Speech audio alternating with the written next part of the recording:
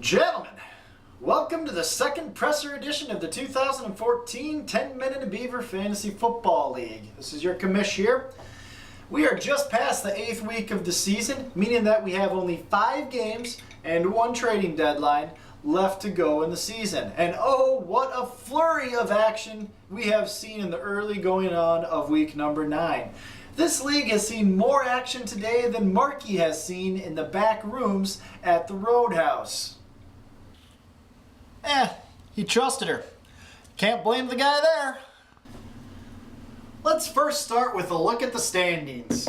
First off, the captains and the leaders division has turned things around this year and now sports 3 teams at a record of 6-2. Meanwhile, the Jack and Brew division only has 1 team that sits barely over 500.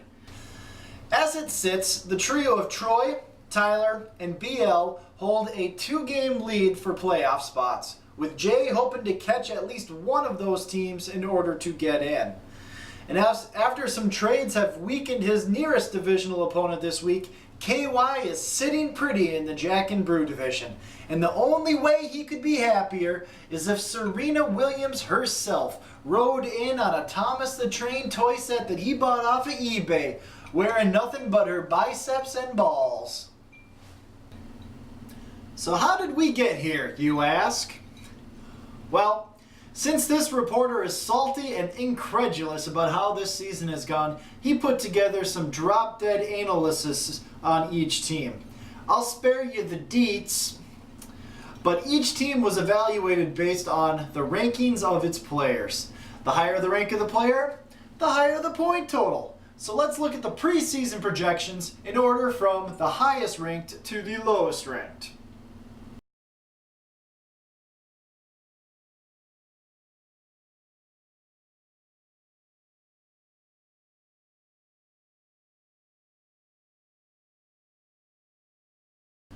Now, you may be wondering why I look so sullen. And you may be wondering why I'm drinking this here scotch.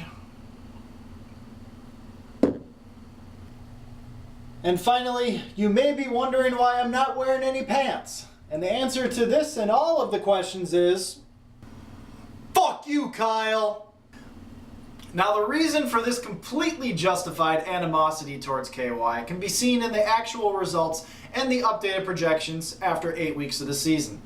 Yeah, the Cell Block Vicks have the 2nd highest points scored so far this year and still project for almost the most points in the season, despite Shady McCoy suddenly having as much trouble scoring points as Ray Rice's wife does of not getting knocked out in the elevator.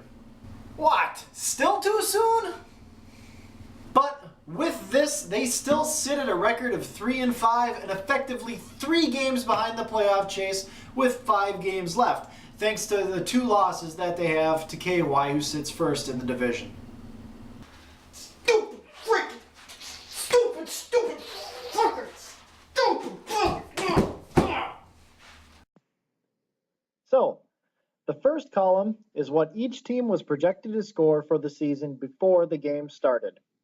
The actual projected column is what the teams have actually scored this year, adjusted for a full 13 games. So if your middle column is higher than the first column, congratulations, you have exceeded preseason projections so far. Now the last column on the right is the new projected season total after all of the trades this week. Let's discuss the interesting points. Lacey Underalls has been the biggest disappointment. Megatron and AJ Gringo, ouch, ouch! While Jokic, the Poopy Deuce, and El Dos Tentos at the bottom of the chart all have exceeded preseason projections. For the actual points scored in comparison to the 1-loss record, the Vicks have the worst luck, while the Bisker Whiskets have had the most luck, theoretically. Which brings us to the last column. And would you look at that shit?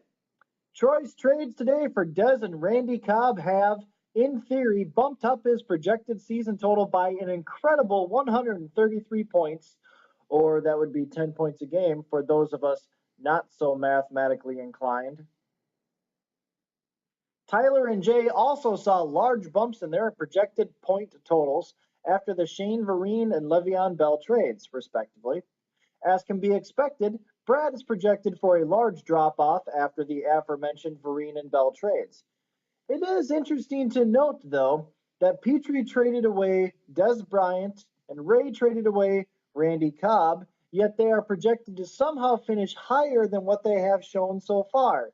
That is because they have sucked so hard so far. Ha!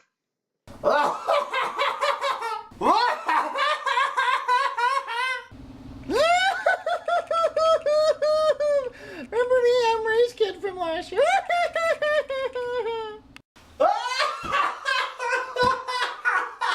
You avenge first. Oh, he's jacking him.